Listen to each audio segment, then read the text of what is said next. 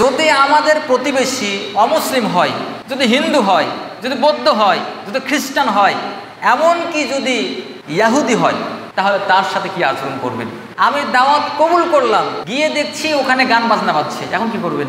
গান বাজনা ভিডিও করছে, নারী নাচছে, বেপরদা হয়ে চলাফেরা করছে, একজন আরেকজন মানুষের ক্ষতি করে, সেইখানে এটা অসুবিধা ভোগ করবে, সেইখানে ভালো চাকরিটা করবে, সেখানে ভালো খাবে, সেখানে ভালো থাকবে। এই যে হিংসা, পরস্পরের প্রতি বিদ্বেষ, এই বিদ্বেষের আলোকে কেউ কাউকে উপঢৌকন পাঠায় না। ওমা তোমার আকাশ, তোমার বাতাস। আকাশ কার? আল্লাহর। আকাশ কার? আল্লাহর। তার বাতাস কার? জমিন কার? চন্দ্র সূর্য এগুলো সব কার? এই সমস্ত কিছুর একচ্ছত্রের মালিকানা কে রাখেন? তাহলে এখানে যখন কবি বলছেন, এই যে রবীন্দ্রনাথ ঠাকুর, সে হিন্দু মানুষ, সে পূজা করে মা দুর্গা দেবীর। কার? 10 হাত রয়েছে, মা দুর্গা দেবীর পূজা করে। সে যতবার বলছে ওমা তোমার আকাশ, তোমার বাতাস, ততবার কাকে বলছে? দুর্গা, কালী দুর্গা মাকে বলছে। নাউজুবিল্লাহ। তাহলে মুসলমান আপনার বাচ্চা, আমার সন্তান স্কুলে পড়তে দিয়ে আমার টাকায় পড়বে, আমার ট্যাক্সে পড়বে, আর শিরিক মিশ্রিত এই গান পড়বে, এটা কখন আপনি মেনে নেবেন? দেখুন কত করে বলছে, ওমা ফাল্গুনে তোর আমের বনে গ্রানে পাগল করে। মানে ফাল্গুন মাসে আমের বন, আরো বিভিন্ন রকমের ফলমূল হয়। ওমা ফাল্গুনে তোর, কার? মা দুর্গা দেবীর। বিষয়টা বুঝতে পেরেছেন? তাহলে ফাল্গুনে আম দিয়েছে, জাম দিয়েছে, কাঁঠাল, কলা, লিচু ইত্যাদি কে দিয়েছে? আল্লাহ দিয়েছে। নাকি ওই কালী দুর্গা দেবী দিয়েছে? আল্লাহ দিয়েছেন। তাহলে আমি মুসলিম হিসেবে এটা মানতে পারি না। তারপরে বলছে ওমা অগ্রানে তোর ভরা খেতে, ওমা অগ্রানে তোর ভরা ক্ষেত। এই যে ক্ষেত ভরা ধান, ফসল ইত্যাদি ইত্যাদি, এটা কে দিয়েছে? আল্লাহ দিয়েছে। নাকি ওমা তোর, হ্যাঁ, ভারতের গান, ভারতের কবি, বাংলাদেশে কেন চলবে? এই প্রশ্ন আমাদেরকে প্রথমত দাবি করবে। প্রশংসা একমাত্র সেই মহান মাবুদ আল্লাহ সুবহানাহু ওয়া তাআলার জন্য, যেই মহান মাবুদ আল্লাহ সুবহানাহু ওয়া তাআলার অশেষ কৃপায়, অশেষ মেহেরবানিতে, যে মহান মাবুদ আল্লাহ সুবহানাহু ওয়া তাআলা আজকের জুমার 2 রাকাত সালাতকে কেন্দ্র করে আমাদেরকে আসার, উপস্থিত হওয়ার তৌফিক দান করেছেন। আমরা সে আল্লাহ সুবহানাহু ওয়া তাআলার শুকরিয়া আদায় করছি। আমরা সকলে বলি আলহামদুলিল্লাহ। দরুদ সালাম বর্ষিত হোক প্রিয় নবী মুহাম্মদ রাসূলুল্লাহ সাল্লাল্লাহু আলাইহি সাল্লামের প্রতি, যিনি হচ্ছেন সর্বশ্রেষ্ঠ নবী। সমস্ত মানুষ যার অনুসরণ করবে, যে নবী মুহাম্মদ সাল্লাল্লাহু আলাইহি সাল্লামের অনুসরণের মাঝেই সফলতা নিহিত রয়েছে, সেই নবীর প্রতি আমরা দরুদ পেশ করছি। আল্লাহুম্মা সাল্লি আলা মুহাম্মদ ওয়া আলা আলি মুহাম্মদ কামা সাল্লাইতা আলা ইব্রাহিম ওয়া আলা আলি ইব্রাহিম ইন্নাকা হামিদুম মাজিদ। আল্লাহুম্মা বারিক আলা মুহাম্মদ ওয়া আলা আলি মুহাম্মদ কামা বারাকতা আলা ইব্রাহিম ওয়া আলা আলি ইব্রাহিম ইন্নাকা হামিদুম মাজিদ। সম্মানিত প্রিয় মুসল্লিনে কেরাম, আজকে জুমার খুতবায় সংক্ষিপ্তভাবে যে বিষয়গুলো নিয়ে আলোচনা হবে, আমরা বিগত বেশ কয়েক জুমায় আলোচনা করেছিলাম। প্রতিবেশীর বেশ কিছু হক সম্পর্কে আলোচনা করেছিলাম, আর অনেকগুলো হক বাকি আছে, সেগুলো আমাদের জানা জরুরি। যদি আমরা এ বিষয়ে এরকম ধারণা পাই, আমরা যদি জানতে পারি যে নবী মুহাম্মদ রাসূলুল্লাহ সাল্লাল্লাহু আলাইহি ওয়াসাল্লাম তিনি কি বলেছেন, তার উপদেশটা কি আমাদের জন্য। একটা সমাজে বসবাস করতে হলে নবী মুহাম্মদ সাল্লাল্লাহু আলাইহি ওয়াসাল্লাম কিভাবে বসবাস করতে বলেছেন, এই জ্ঞানটা যখন আমরা অন্য কোথাও থেকে না নিয়ে, অন্য কোথাও থেকে না জেনে, আমরা যদি এই জ্ঞানটা কোরআন সুন্নাহ থেকে, নবী মুহাম্মদ রাসূলুল্লাহ সাল্লাল্লাহু আলাইহি ওয়াসাল্লামের আদর্শ থেকে নেই, তাহলে সমাজটা আরো সুন্দর হবে এবং কি সুন্দরভাবে মানুষ বসবাস করতে পারবে। তো তারই ধারাবাহিকতায় আজকে বেশ কিছু বিষয় নিয়ে আলোচনা হবে। তার মধ্যে একটি গুরুত্বপূর্ণ বিষয় হচ্ছে প্রতিবেশী, এক প্রতিবেশী আর একজন প্রতিবেশীকে হাদিয়া, উপঢৌকন কিছু পাঠানো। এ বিষয়ে নবী মুহাম্মদ সাল্লাল্লাহু আলাইহি ওয়াসাল্লাম তিনি অনেক দিক নির্দেশনা দিয়েছেন। এই বিষয়ে রাসূল সাল্লাল্লাহু আলাইহি ওয়াসাল্লাম বলছেন, আদাবুল মুফরাদে হাদিস বর্ণিত হয়েছে, আপনার 594 নম্বর হাদিস। রাসূলুল্লাহ সাল্লাল্লাহু আলাইহি ওয়াসাল্লাম বলছেন যে তাহাদ্দু, তোমরা পরস্পরকে হাদিয়া, উপঢৌকন পাঠাও। তাহাব্বু, রাসূল সাল্লাল্লাহু আলাইহি ওয়াসাল্লাম বলছেন যদি তোমরা পরস্পরকে উপঢৌকন পাঠাও, গিফট করো, তাহলে তোমাদের পরস্পরের প্রতি মহাব্বত সৃষ্টি হবে। সুবহানাল্লাহি ওয়া বিহামদিহি। তাহলে আমরা একটা বিষয় জানতে পারলাম যে উপঢৌকন, গিফট, হাদিয়া পাঠানো, একজন প্রতিবেশী আর একজন প্রতিবেশীর কাছে হাদিয়া পাঠাবে। হাদিয়া পাঠালে কি হবে? পরস্পরের মহাব্বত, পরস্পরের ভালোবাসা বৃদ্ধি পাবে।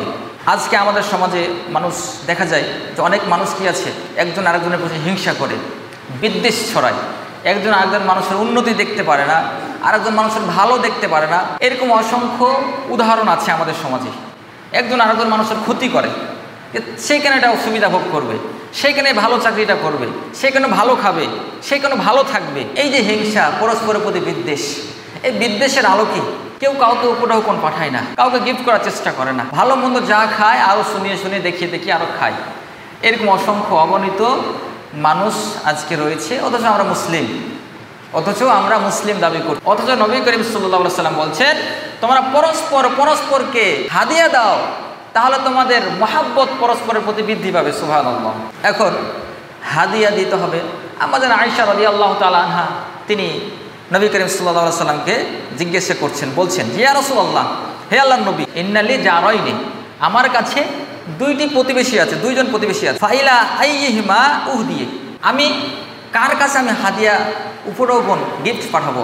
ক্বালা, নবী করিম সাল্লাল্লাহু আলাইহি ওয়াসাল্লাম বলছেন, ইলা আকরাবিহিমা মিনকে বাবান, তোমার বাড়ি থেকে যার দরজা নিকটে, যার দরজা কাছে, তার কাছে তুমি তোমার উপঢৌকনটা পাঠাবে। তার মানে যদি আমাদের দুইজন প্রতিবেশী থাকে, দুইজন প্রতিবেশীর কাছে আমি ইচ্ছা করছি কিছু গিফট করব, হাদিয়া দিব, তো এখন কার কাছে আগে দেব? যার আপনার বাড়ির দরজা থেকে যার দরজা কাছে নিকটে, তার কাছে হাদিয়া উপঢৌকন পাঠাতে হবে। এটা নবী সাল্লাল্লাহু আলাইহি ওয়াসাল্লাম আম্মাজান আয়েশা রাদিয়াল্লাহু তাআলা আনহাকে বলছেন। হাদিস কোথায় আছে? হাদিস পাবেন সহিহ বুখারী, হাদিস নম্বর 2259 নম্বর হাদিস, আদাবুল মুফরাদ হাদিস নম্বর 107, 108 নম্বর হাদিস খুললেই আপনি এই হাদিসটা পেয়ে যাবেন। এরপরে হাদিয়া দেওয়ার ক্ষেত্রে নবী করিম সাল্লাল্লাহু আলাইহি ওয়াসাল্লামের উপদেশ আরেকটি হলো, যখন বাড়িতে কোনো কিছু রান্নাবান্না হয়, বিভিন্ন কিছু রান্নাবান্না যখন হয়, সেক্ষেত্রে নবী করিম সাল্লাল্লাহু আলাইহি ওয়াসাল্লাম উপদেশ দিচ্ছেন। এই হাদিসটি পাবেন সহিহ বুখারী হাদিস নম্বর 6014-15, মুসলিম বর্ণিত হাদিস 2624 নম্বর হাদিস, যেখানে আবু জার রাদিয়াল্লাহু তাআলা আনহুকে রাসূল সাল্লাল্লাহু আলাইহি ওয়াসাল্লাম বলছেন, আবু জার, ইদা তাবাখতা মারাকাতান ফাকসির মাআহা, যখন তুমি তরকারি বা খাবার রান্না করবে তখন সেখানে একটু পানিটা বেশি করে দিয়ে দাও। ওয়া তাআহাদ জিরানাকা, আর এই খাবারটা তোমার প্রতিবেশীর কাছে পৌঁছাও। আল্লাহ নবী সাল্লাল্লাহু আলাইহি ওয়াসাল্লাম বলছেন আবু জারকে, আবু জার, তুমি যখন খাবার রান্না করবে সেখানে পানি বেশি করে দিয়ে দাও, আর এই পানি বেশি করে দেওয়ার পরে এই খাবারটা তোমার প্রতিবেশীর কাছে পৌঁছাও। আবু জারকে আল্লাহ নবী সাল্লাল্লাহু আলাইহি ওয়াসাল্লাম বলছে। অন্য জায়গায় নবী করিম সাল্লাল্লাহু আলাইহি ওয়াসাল্লাম বলছেন, ওয়াইজা সনাতা মারাকাতান ফাকসির মাআহা, যখন তুমি ঝোল রান্না করবে পানি বেশি করে দিয়ে যাও। সুম্মা উনজুর, অতঃপর দেখো, লক্ষ্য করো, আহলি বাইতিন মিন জিরানিকা, এই যে আহলে বাইত, আশপাশে থাকা প্রতিবেশী, বসবাস করেনেওয়ালা যে প্রতিবেশী আশপাশে বসবাস করছে, তাদের প্রতি তুমি দৃষ্টি দাও, লক্ষ্য করো। ফাসিবহুম মিনহুম বিমারুফিন, এবং সদ ইচ্ছা সহকারে এই তরকারি, এই আপনার রান্না করা যে তরকারি রয়েছে এটা পৌঁছে দাও সদিচ্ছা সহকারে। নবী করিম সাল্লাল্লাহু আলাইহি ওয়াসাল্লাম এভাবে বলছে। অন্যত্র নবী করিম সাল্লাল্লাহু আলাইহি ওয়াসাল্লাম বলছেন, ইদা তাবাখতা মারাকাতান ফাকসির মাআ মারাকাতিন, যখন তুমি ঝোল রান্না করবে তখন সেখানে পানি পরিমাণটা একটু বেশি করে দিয়ে দাও। ওয়া তাআহাদ, এবং সেটা পৌঁছাও, জিরানাকা, তোমার প্রতিবেশীর কাছে। তাহলে নবী সাল্লাল্লাহু আলাইহি ওয়াসাল্লাম কতভাবে বলছেন, আও আকসিম জিরানাকা, অথবা ভাগ করে দাও, বাটি নিয়ে এটা আমার চাচার জন্য, এটা আমার ভাইয়ের জন্য, এটা আমার অমুক বোনের জন্য, এটা অমুক প্রতিবেশীর জন্য, এভাবে আকসিম, ভাগ করো। আল্লাহ নবী সাল্লাল্লাহু আলাইহি ওয়াসাল্লাম কত সুন্দরভাবে উপদেশ দিচ্ছেন সমাজটাকে সুন্দর করার জন্য, আপনার আমার মহাব্বতটাকে টিকিয়ে রাখার জন্য, যেন আমাদের মাঝে হিংসা ছড়িয়ে নেওয়া যায়, বিদ্বেষ ছড়িয়ে নেওয়া যায়। এই জন্য নবী সাল্লাল্লাহু আলাইহি ওয়াসাল্লাম সুন্দর সমাজ উপস্থাপন করছেন। অথচ আমরা আজকে মুসলিম হয়ে মুসলিমদের মাঝেই সমস্যা তৈরি বেশি, মনে হয় হিন্দুরাই ভালো, এরকম একটা আকর্ষণ তৈরি হয়। কেন আমাদের মাঝে এরকম সমস্যা কেন হবে? অথচ রাসূল সাল্লাল্লাহু আলাইহি ওয়াসাল্লাম স্পষ্টভাবে বলছেন, আল মুসলিম আখুল মুসলিম, একজন মুসলিম আর একজন মুসলিমের ভাই। যদি সেটাই হবে তাহলে কেন আজকে এত হিংসা বিদ্বেষ, এত কিছু কেন আমাদের সমাজে? রাসূল সাল্লাল্লাহু আলাইহি ওয়াসাল্লামের সুন্নাহগুলো আমরা মেনে চলি না। হাদিয়া দিতে হবে, পরস্পরের মাঝে কী করতে হবে, বিতরণ করতে হবে, খাওয়া রান্না করে খাওয়াটা পৌঁছাতে হবে, এটা আমরা বুঝতে পারলাম।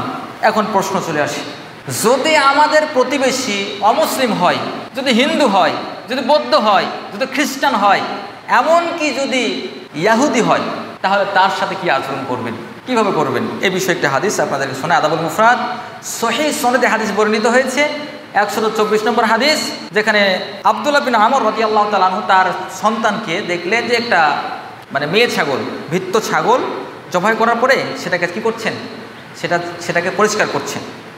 এমত অবস্থায় আব্দুল্লাহ বিন আমর রাদিয়াল্লাহু তাআলা সাহাবী, তখন তিনি তার সন্তানকে বলছেন যে, হে সন্তান, হে আমার বৎস, তোমার যখন এটা কাজ শেষ হবে রান্নাবান্না করার পরে তুমি এই গোস্তটা বিতরণ করার সময় তুমি ওই যে ইহুদি, আমাদের পাশের বাড়ি ইহুদি বসবাস করছে, তার থেকে শুরু করবে। কেন? বিষয়টা বুঝেন, ওই ইহুদির বাড়িতে তোমার এই গোস্তটা, মাংসটা পৌঁছাইয়ে দাও। সেখান থেকে ভাগ করা শুরু করে দাও। তখন তার সন্তান বলছে, আল্লাহ আপনাকে সংশোধন করুক, আপনি এত বড় কথা বলছেন, ইয়াহুদি ও তো মুসলমানদের শত্রু, ও তো ইয়াহুদি, ও তো মুসলমানদের শত্রু, আপনি তার থেকে মাংস বিতরণ করতে বলছেন, আল্লাহ আপনাকে সংশোধন করুক। তখন তিনি উত্তর দিচ্ছেন, আমি নবী করিম সাল্লাল্লাহু আলাইহি সাল্লামকে প্রতিবেশী সম্পর্কে উপদেশ দেওয়ার সময় এইরূপ বলতে শুনেছি। সুবহানাল্লাহ। আল্লাহ নবী প্রতিবেশীর ব্যাপারে কত উদার। একজন প্রতিবেশী যদি আপনার ইহুদি হয়, তাও আপনার খাবার তার ঘরে যেতে হবে, পৌঁছাতে হবে, এটাই নবীর শিক্ষা।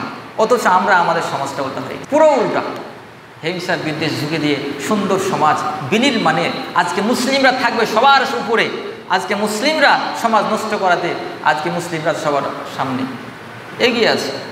কি করে বলবো, সব জায়গায় ঠক প্রতারণা আরও ইত্যাদি ইত্যাদি নিয়ে আজকে সমাজ পরিপূর্ণ। আমরা এখান থেকে কয়েকটা বিষয় সারমর্ম জানতে পারি যে প্রতিবেশীর প্রতি যদি কোনো ব্যক্তি, কোনো প্রতিবেশী অপর কোনো প্রতিবেশীর প্রতি উপঢৌকন পাঠায়, তাহলে আল্লাহ সুবহানাহু ওয়া তাআলা পরস্পর প্রতি কী করবেন, ভালোবাসা মহাব্বত বৃদ্ধি করে দিবেন। আর এই যে আপনি দিবেন, আপনার প্রতিবেশীকে আপনি খাবার পৌঁছাবেন, যে কোনো জিনিস হাদিয়া করবেন, এটা অবশ্যই যেন আপনার দৃষ্টিতে দুইটা দৃষ্টি না হয়, দুই রকম না হয়। আপনার প্রতিবেশী যেটা আপনার পাশে বসবাস করছে তাকে পৌঁছাবেন। যার দরজা আপনার নিকটে কাছে, আপনার বাড়ি থেকে, আপনার দরজা থেকে বের হওয়ার পর যার দরজা নিকটে, তাকে আগে আপনি কী করবেন, উপঢৌকন দিবেন। রাসূল সাল্লাল্লাহু আলাইহি ওয়াসাল্লাম খাবার রান্না করার সময় বেশি করে কী দিতে বলছেন, পানি দিয়ে দিতে বলছেন, এবং কি এই খাবারটা প্রতিবেশীর কাছে পৌঁছানোর কথা বলছেন। এরকম ধরনের রাসূল সাল্লাল্লাহু আলাইহি ওয়াসাল্লাম অসংখ্য অগণিত উপদেশ এই প্রতিবেশীকে উপঢৌকন হাদিয়া দেওয়ার ক্ষেত্রে বলা হয়েছে।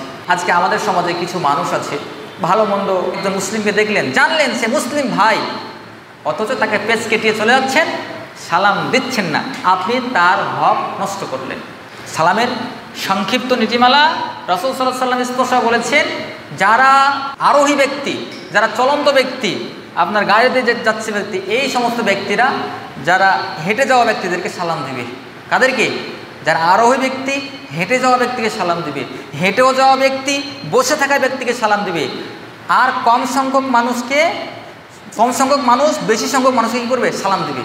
সালামে নীতিমালা, কেউ যদি আসসালামু আলাইকুম সালাম দিল, কেউ আসসালামু আলাইকুম বলে সালাম দিল, এইভাবে বসা যাবে না, একটু বসার ধরনটা পরিবর্তন করতে হবে। রাসূল সাল্লাল্লাহু আলাইহি ওয়াসাল্লাম নিষেধ করছেন, মসজিদে এভাবে বসতে নিষেধ করছেন। একজন ব্যক্তি যদি বলে আসসালামু আলাইকুম, তাহলে আল্লাহ তাআলা তাকে কয়টি নেকি দিবেন? 10টি নেকি দিবেন। কেউ যদি বলে আসসালামু আলাইকুম ওয়া রাহমাতুল্লাহ, তাহলে আল্লাহ তাআলা তাকে 20টি নেকি দিবেন। কেউ যদি বলে আসসালামু আলাইকুম ওয়া রাহমাতুল্লাহি ওয়া বারাকাতুহু, তাহলে আল্লাহ তাআলা তাকে 30টি নেকি দান করবেন। আল্লাহ নবী বসে আছেন, একজন ব্যক্তি এসে সালাম দিলেন, সালাম দেওয়ার পর বলছেন আসসালামু আলাইকুম, তো আপনি উত্তর দিলেন, দেওয়ার পরে বলছেন যে আল্লাহ তাআলা এই ব্যক্তিকে 10টি নেকি দান করেছে। আর একজন ব্যক্তি আসলেন, আসার পর আবার সালাম দিলেন, দেওয়ার ক্ষেত্রে একটা শব্দ বেশি দিলেন, আসসালামু আলাইকুম ওয়া রাহমাতুল্লাহ। তো আল্লাহ নবী বললেন যে এই ব্যক্তিকে আল্লাহ তাআলা 20টি নেকি দান করেছেন। আর একজন ব্যক্তি আসলেন, আসার পরে বলছেন আসসালামু আলাইকুম ওয়া রাহমাতুল্লাহি ওয়া বারাকাতুহু। তখন আল্লাহ নবী বললেন যে এই ব্যক্তিকে 30টি নেকি দেওয়া হয়েছে। সুবহানাল্লাহ। এখন দুজনের মধ্যে কে উত্তম? আপনি সালাম দিন আসসালামু আলাইকুম, কিন্তু যে উত্তর দিল ওয়ালাইকুম সালাম ওয়া রাহমাতুল্লাহি ওয়া বারাকাতুহু, সব শেষ করে দিল, তাহলে এই পেল 10 নেকি, আর যে উত্তর দিল সে পেল কত নেকি? 30 নেকি। কিন্তু যদিও বেশি দেয়, দুজনের মধ্যে উত্তম কে? আল্লাহর কাছে প্রিয় কে? যে আগে সালাম দেয়। কে বললাম? যে আগে সালাম দিল সে আল্লাহ তাআলার কাছে উত্তম।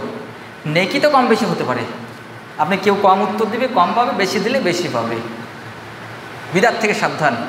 আসসালামু আলাইকুম ওয়া রাহমাতুল্লাহি ওয়া বারাকাতুহু এই পর্যন্ত সুন্নাহ। এরপরে আপনি অনেকগুলো দোয়া মানুষ বলে যে একফিরুল্লাহু লানা ওয়া লাকুম, আরও ইত্যাদি ইত্যাদি অনেকগুলো দোয়া এখানে যারা লাগায়, এ কোনো দোয়া আর চলবে না। এই সমস্ত দোয়া যদি আপনি এখানে অ্যাড করেন, এটা হবে বিদআত।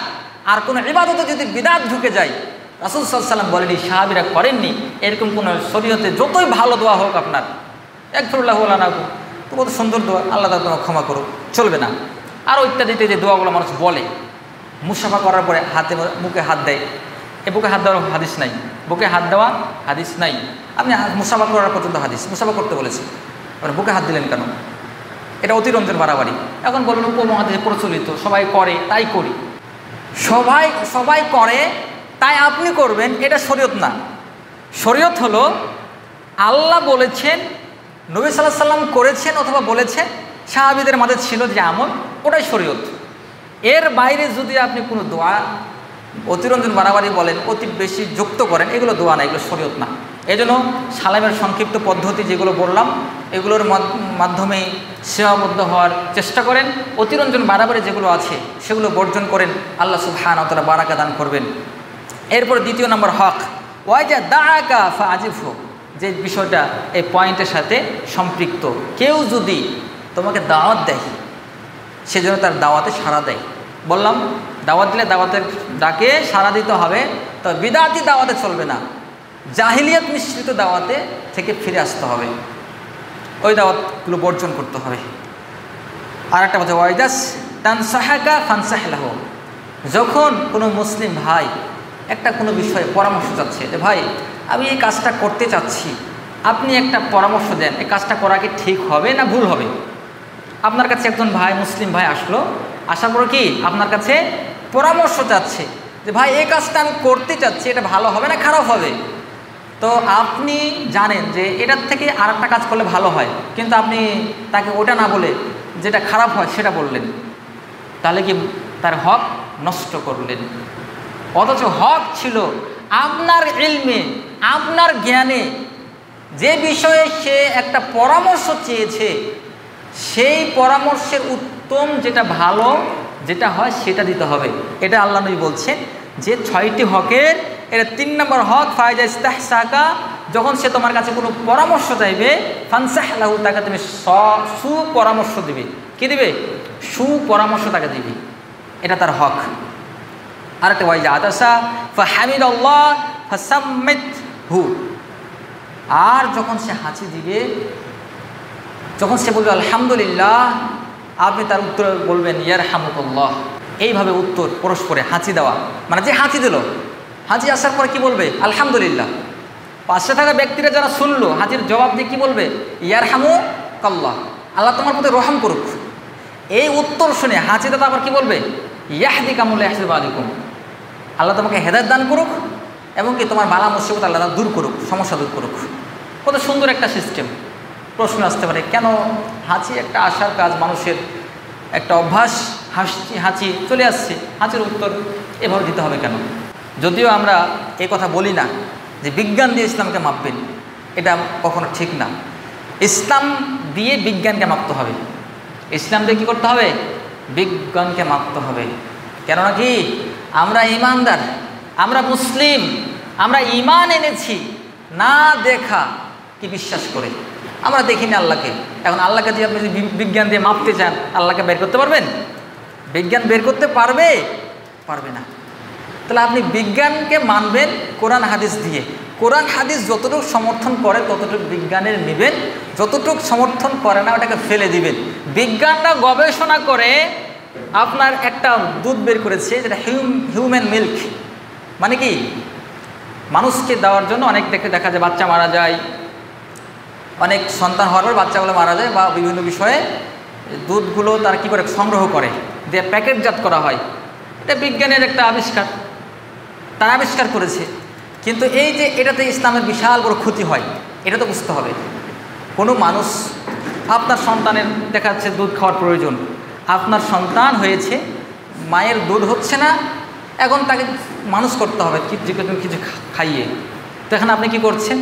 ওই যে আপনার হিউম্যান মিল্ক, ওই দুধটাকে আপনি বাজার থেকে কিনে আসলেন, নিয়ে আসার পর আপনি তাকে খাওয়ালেন। খাওয়ার পরে এখন কি হলো? ওই যে দুধটা যেটা খাওয়ালেন, সেই দুধটা যে নারীর, সে নারী কি আপনার ছেলের দুধ মা। কী হবে? আপনার ছেলের দুধ মা হবে ওই যে দুধটা আপনি খাওয়ালেন। তো এটা কি ইসলাম সমর্থন করে? বিজ্ঞানের এই কাজটা আপনি নেবেন না, যে হারাম কাজ। দুধ মা অবশ্যই উল্লেখ থাকতে হবে যে কার দুধ আপনি খাওয়াচ্ছেন। তাহলে ইসলাম যতটুকু সমর্থন করে ততটুকু বিজ্ঞানের নিব, যতটুকু সমর্থন করে না সেটা বর্জন করব। অতএব হিউম্যান মিল্ক নামক যে পণ্যগুলো যদি বাজারে থেকে থাকে, এটা উৎখাত করতে হবে। এবং বাংলাদেশের যারা দায়িত্বরত আছেন, এই সমস্ত হিউম্যান মিল্ক নামক যে যে দুধগুলো বাজারে সেল হয় বাংলাদেশ থেকে নিষিদ্ধ ঘোষণা করতে হবে।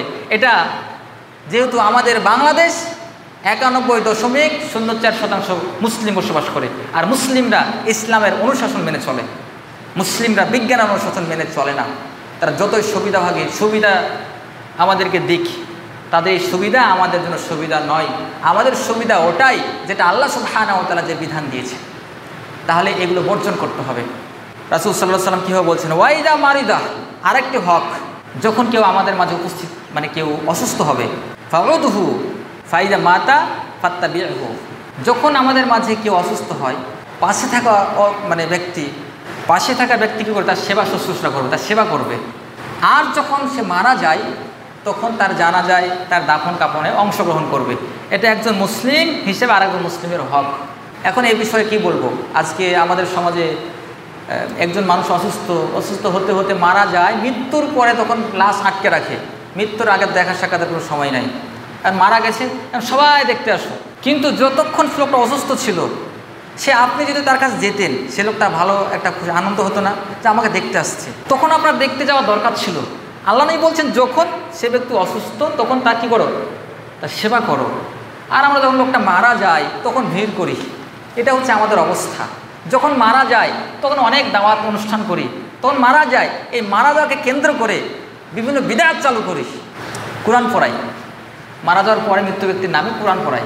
মৃত্যু ব্যক্তি আল্লাহ রাসূল সাল্লাল্লাহু আলাইহি ওয়াসাল্লাম হাদিস হচ্ছে যে প্রত্যেকটা অক্ষর প্রতি কি 10 করে নেকি দেওয়া হয়। কয় করে? 10 করে নেকি দেওয়া হয়। কোনো ব্যক্তি যদি বলে আলিফ লাম মিম, তাহলে আলিফুন হরফুন, লামুন হরফুন ও মিমুন হরফুন।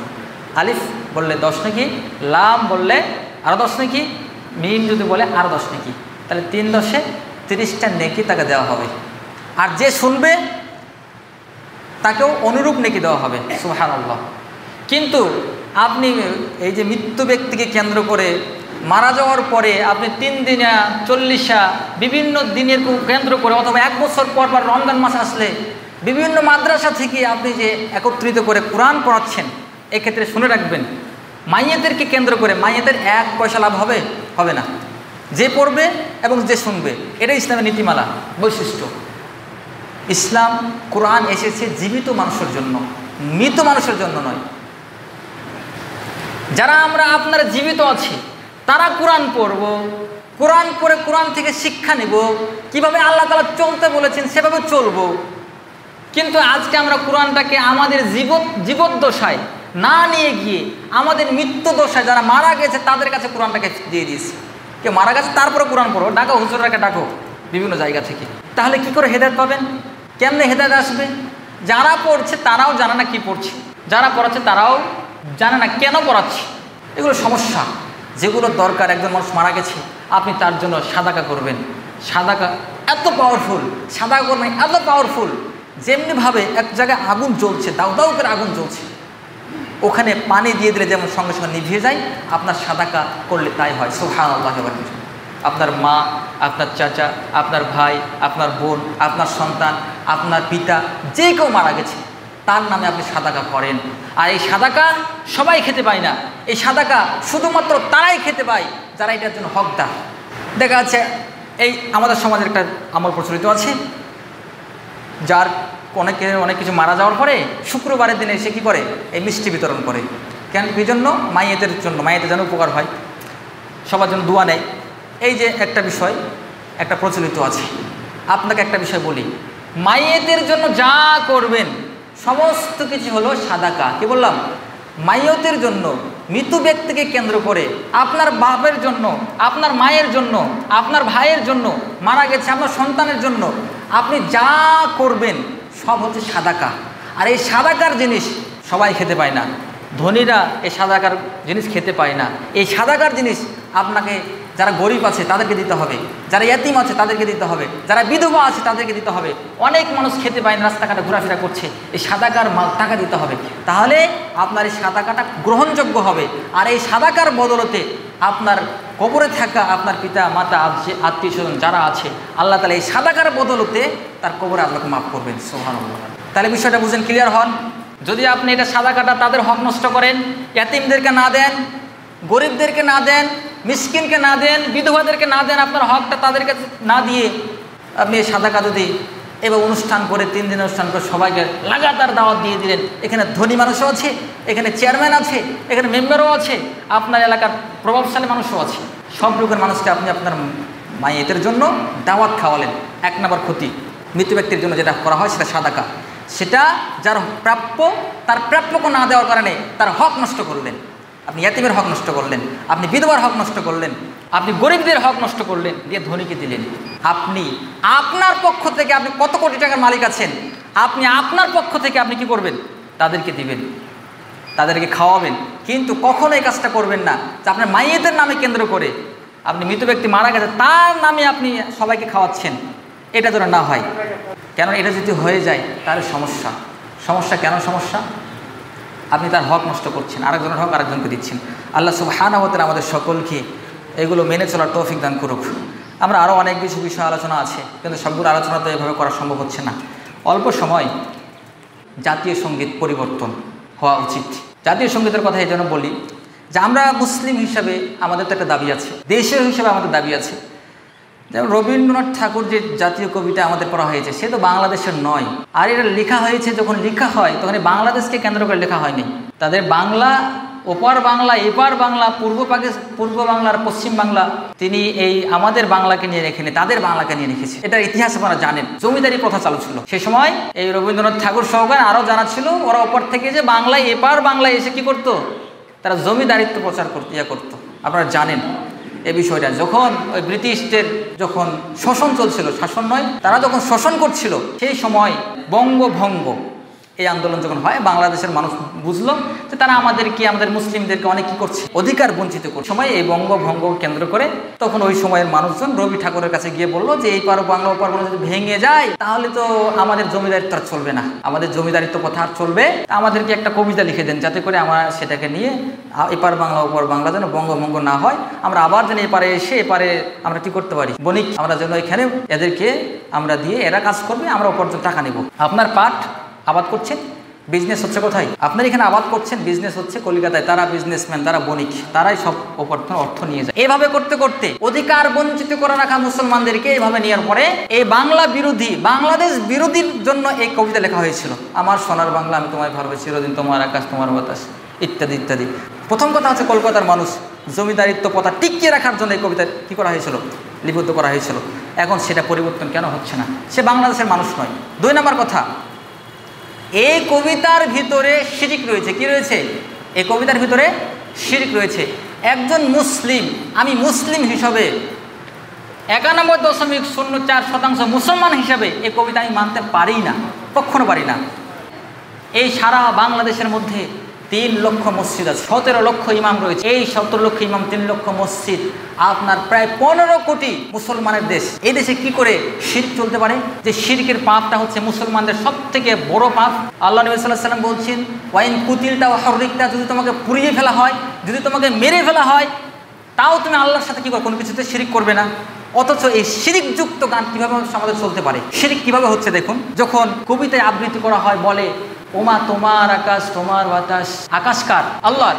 আকাশ কার? আল্লাহর। তার বাতাস কার? জমিন কার? চন্দ্র সূর্য এগুলো সব কার? এই সমস্ত কিছুর একচ্ছত্র মালিকানা কে রাখেন? আল্লাহ তাআলা রাখেন। যখন কবি বলছেন এই যে রবীন্দ্রনাথ ঠাকুর, সে হিন্দু মানুষ, সে পূজা করে মা দুর্গা দেবীর। কার? 10 হাত রয়েছে, মা দুর্গা দেবীর পূজা করে। সে যতবার বলছে ওমা তোমার আকাশ তোমার বাতাস, ততবার কাকে বলছে? দুর্গা, কালী দুর্গা মাকে বলছে। নাউজুবিল্লাহ। তাহলে মুসলমান, আপনার বাচ্চা, আমার সন্তান স্কুলে পড়তে দিয়ে আমার টাকায় পড়বে, আমার ট্যাক্সে পড়বে, আর শিরিক মিশ্রিত এই গান পড়বে, এটা কখন আপনি মেনে নেবেন? দেখুন কত করে বলছে, ওমা ফাল্গুনে তোর আমের বনে গ্রামে পাগল করে, মানে ফাল্গুন মাসে আমের বন, আরো বিভিন্ন রকমের ফলমূল হয়। ওমা ফাল্গুনে তোর, কার? মা দুর্গা দেবীর। বিষয়টা বুঝতে পেরেছেন? তাহলে ফাল্গুনে আম দিয়েছে, জাম দিয়েছে, কাঁঠাল, কলা, লিচু ইত্যাদি কে দিয়েছে? আল্লাহ দিয়েছে। নাকি ওই কালী দুর্গা দেবী দিয়েছে? আল্লাহ দিয়েছেন। তাহলে আমি মুসলিম হিসেবে এটা মানতে পারি না। তারপরে বলছে ওমা অগ্রাণে তোর ভরা খেতে, ওমা অগ্রাণে তোর ভরা ক্ষেত, এই যে ক্ষেত ভরা ধান ফসল ইত্যাদি ইত্যাদি, এটা কে দিয়েছে? আল্লাহ দিয়েছে। নাকি ওমা তোর, হ্যাঁ দিয়েছে কে? আল্লাহ। তাহলে বুঝতে হবে এখানে কি করে একজন মুসলিমকে শিরিক যুক্ত করে দেওয়া হয়। এই কবিতাটা হচ্ছে 25 লাইনের কবিতা, সে 10 লাইন দেওয়া হয়েছে। আমার দিকে মনোযোগ দেন, 10 লাইন দেওয়া হয়েছে শুধুমাত্র এই জাতীয় সঙ্গীত হিসাবে। পরের কবিতাগুলো আরও যদি পড়েন তাহলে আপনি আরও আশ্চর্য হয়ে যাবেন। শেষের দিকে লেখা আছে, ওমাতর চরণতে দিলেম এই মানে মাথা পেতে। তার মানে ওই মায়ের কালী দুর্গা দেবীর কে ওরা প্রণাম করে না, ওরা শুয়ে দিয়ে মাথা কী করে দেয়, প্রণাম করে। তো ওই কথা এই কবিতার ভিতরে লেখা আছে। এটা পরিকল্পিতভাবে এই 91.04% মুসলিমের দেশে এই শিরকযুক্ত সব থেকে যেটা মুসলিমদের বড় পাপ, এইটা মুসলমানদেরকে দিয়ে গাইয়ে নেওয়া হয়েছে পরিকল্পিত, ভারতের চক্রান্তে। এটা স্পষ্ট কথা। ভারতের গান, ভারতের কবি বাংলাদেশে কেন চলবে, এই প্রশ্ন আমাদেরকে প্রথমত দাবি করতে হবে। বাংলাদেশের কি লেখক নাই? বাংলাদেশে কি কবিতা নেই?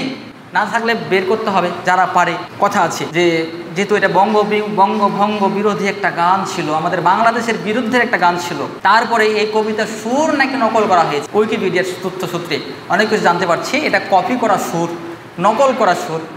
তো এটা ভবিষ্যৎ প্রজন্মের কাছে এটা খুব কঠিন যে গগন হরণ করা একজন ব্যক্তি ছিল, তার কাছ থেকে এই কবিতাটা কী করা হয়, নকল করা হয়। স্কুল কলেজে পড়তাম, ক্লাস 5-4 পড়তাম, যখন যাইতাম আর যাওয়ার পরে যখন গান বলতাম, আমার সোনার বাংলা আমি তোমায় ভালোবাসি, এই গানটা বলার পর যখন পিটি শেষ করে যখন ঘরে ঢুকতাম, তখন আগে টেবিলে মাথা দিতে হতো। কী করতে হতো? কি ঘুম, বাপ রে বাপ। মানে এই গানটা শোনার পরে মানুষের মস্তিষ্ক জাগ্রত না হয়ে আরও গানটা শোনার পর কী হয়ে যায়, মানে একটা কেমন মরা ভাব, তাই কি না? মরা ভাব, মানে জাগ্রত। আজকে আমার সমাজকে এই গান দিয়ে জাগ্রত বিবেককে মৃত্যু দিয়েছে।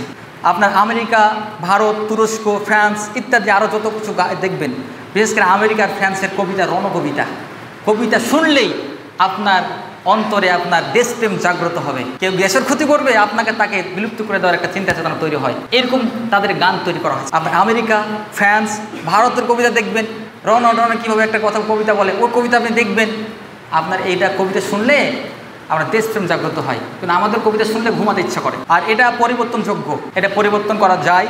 যেহেতু সুইজারল্যান্ড, বিগত দেখবেন রাশিয়া, কানাডা, জার্মানি, নেপাল থেকে শুরু করে আরও ইত্যাদি অনেক দেশের জাতীয় সঙ্গীত পরিবর্তন করা হয়েছে। অতএব এটা পরিবর্তন করা যাবে, পরিবর্তন করতে হবে। আর একটা সর্বশেষ কথা হচ্ছে, যতদিন এই কবিতা যতদিন থাকবে বাংলাদেশের মানুষ ততদিন জাগ্রত হবে আর বুঝতে পারবে এই নকল করা কবিতা, বাংলা বঙ্গভঙ্গ বিরোধী কবিতা, বাংলাদেশের বিপক্ষের কবিতা কি করে বাংলাদেশের জাতীয় সঙ্গীত হতে পারে। আজ হোক কাল হোক প্রতিদিন চলতেই থাকবে। অতএব পরিবর্তন করলে সমাজটা, দেশটা ঠান্ডা হয়ে যায়।